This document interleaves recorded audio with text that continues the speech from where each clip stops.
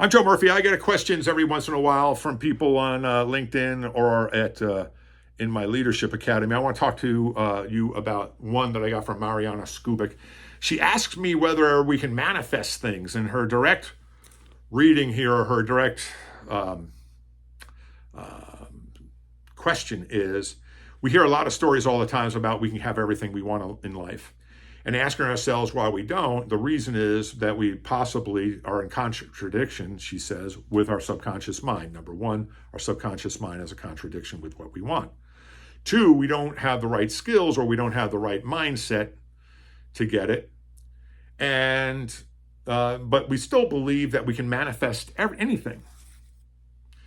Now, this idea about manifesting and everything, I've got a little bit of a problem with, but we'll get into that in just a second. She goes on with asking the question, hearing stories like this makes you dream about it, manifesting, that is, but you don't actually get the right answer on how to do it. So can we break down the right way to do it? Is there a blueprint for us to follow, a detailed blueprint to follow that we can achieve everything? The problem is when people say we can manifest something, they don't give us the details on how to do it. Now, this is the tricky part, because I'm going to cover this in just a second. We don't get the full picture, and we don't succeed in the expected amount of time that we need to have it manifested. This is still her asking the question, which leads to failure, or at least a feeling of failure, I would say. But the feeling of whether we can manifest things stays with us. She's asking a question, so my idea is, do you have a good example or story on how to achieve something big in life, and then explain it on an example blueprint or a diagram? I don't know if I can do a diagram or a detailed blueprint, but I can tell you this. I'm going to talk to you about the mystical ideas of how the brain works. And manifesting does work. I have stories where I wanted to have a specific suit, and I said, I want that suit, and it was sold the next day. I waited too long. And I said, geez, I missed it. Came back 3 weeks later, the suit was back on the rack, and it was priced like 3/4 off, if I remember. I bought it. It was at a better price. I don't know if a person returned it or they got a new suit in that was exactly like it. I can remember being so disappointed. I remember visualizing that suit, saying, gosh, I wish that suit was still there. In fact, I got my suit in the other room. I probably only wore it 4 or 5 times because I liked the suit so much, but that was such a long time ago. It's out of style. I've got certain pens I needed to have. I had a certain car I needed to have. I had all sorts of things that I needed to have that I visualized. And if you use the term manifested, it sounds mystical. I'm going to take the mystical out of it, but I'm going to leave some of the mystical in.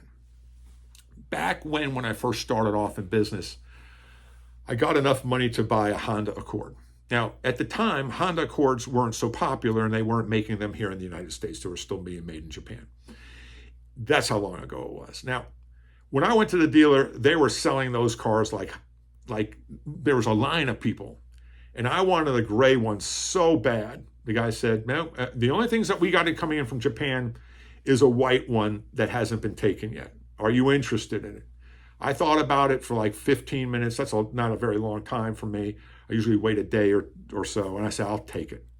So I put a down payment. I forget what the down payment was. Probably $500 at the time. And I waited, and I knew the car. I was sort of disappointed. I really wanted that gray one. I wanted the gray one so bad. But I said, white's not bad. I'll deal with it. The dealer calls me up, or the salesperson calls me up in my office. He said, you're not going to believe this, but they just dropped off a gray Honda Accord. I said, are you telling me that this gray Honda Accord is available? He said, yes, if you still want it. But they didn't drop off the white one that we thought was coming in. I said, I'll take it.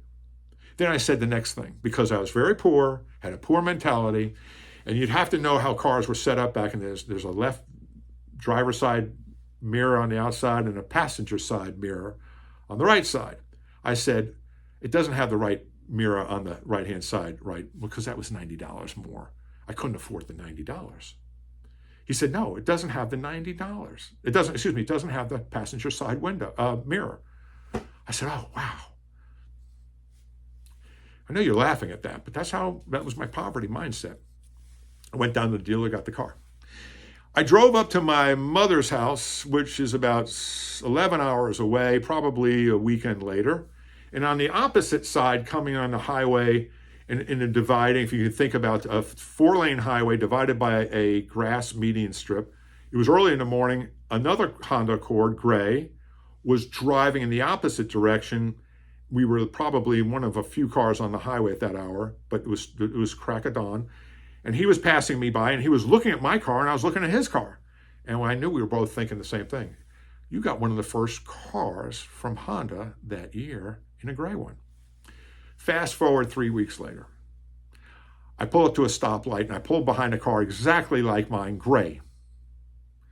It's a 2-lane turn lane. Up pulls another gray Honda Accord right next to that Honda Accord in front of me. So now there's 3 of us in an L-shaped configuration.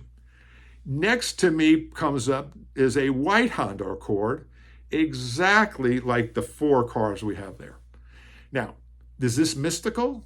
Seems to be really odd. What are the chances? Because the car just was being brought in from Japan. Or was your brain so attuned to it that these cars were already here, and now that you have a clear picture of it, you know what to look for?